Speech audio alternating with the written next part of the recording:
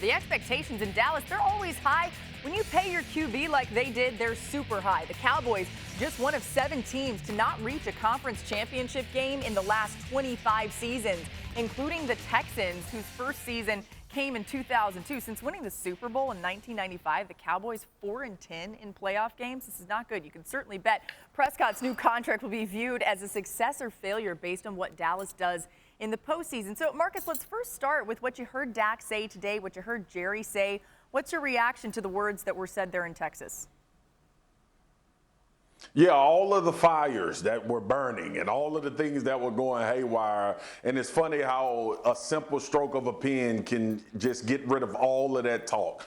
But what I saw was a confident Dak Prescott, and that's exactly what we thought he should have been even before this press conference took place. We talked about leverage. We talked about his positioning as far as a new contract and the things that he could do based on where he was sitting in the Cowboys franchise and their organization. So to see him just happy, first of all, I want people to understand how much Dak has been throughout this process of us talking about his contract. So the bit of relief, the bit of excitement, hearing him talk about him and his brother Tad hugging and thinking about his brother and his mother who they lost. It was just great. It was refreshing. It was something that felt good. It's the kind of stories that the NFL give us every once in a while, where you see all of the things come together and happen the way you think they should happen. The process was long. It was a lot of frustration. It was a lot of things that we talked about. But all sitting there at that podium is really the only thing that mattered. And for them to get to this point, kudos to Jerry Jones, Dak Prescott, and Stephen Jones in this organization. As we told you, Booger McFarland's supposed to join us, dealing with some technical issues there. I've got something else for you, Marcus, but Kimberley, I want to go to you on just the overall offense here. Now that we know that Dak's going to be in position as their quarterback, Zeke Elliott, some pieces there. How does this all fit in for you as you look at this entire thing? Yeah, Laura, the first thing people are going to say is, well, Dak got his money. Now he's got to show out on the field. The pressure's all on Dak. I disagree. I think just as much pressure is on Zeke because, let's face it, he got his money already. And what we saw last year was not the same explosive guy that we've been used to seeing. Out of his 5 seasons, 3 of them he's rushed for over 1,300 plus yards, right? But there's 2 where he didn't even crack 1,000. Now, he's got to be more consistent. He has to take care of the football.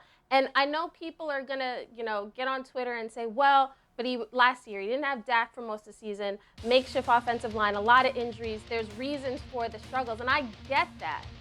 But if we're going to say, Dak, you got the money, now prove that you earned it, which I don't think is fair, but that's what people say, then you got to say to Zeke, too.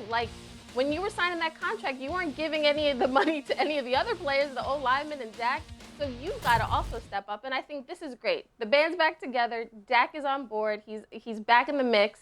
And so this is a key point for the Cowboys. Everybody's got to show improvement. Yeah, our band is finally together now that we've got Booger McFarland in the fold. Boog, fashionably late here on the show. So Dak aside, Boog, they've just want to make an entrance. Exactly. You made a grand entrance, Boog. They've got the 10th pick in the draft in free agency before that, right? We're coming up on free agency just next week. What should the Cowboys be focused on? Well, Laura, I think it's got to be their defense. And you're right. They got so many weapons offensively now that they got Dak signed and a plethora of receivers with CeeDee Lamb and Cooper and all those guys. The offensive line is aging. But it's got to be a defense that was just abysmal against the run. They need help inside a defensive tackle. They need help opposite Diggs at cornerback. They need a safety. To think about it, Laura, they need a lot of things on Dallas's defense. And you can say we changed coordinators from Nolan to Dan Quinn, but you name me a great chef, and I'll show you a bad chef if you don't give him great ingredients. So you got to give him some ingredients to work with to make sure that they can put a formidable defense on the field, because that defense was poo-poo last year in Dallas. Ooh. Thank you for watching ESPN on YouTube. For live streaming sports and premium content, subscribe to ESPN+.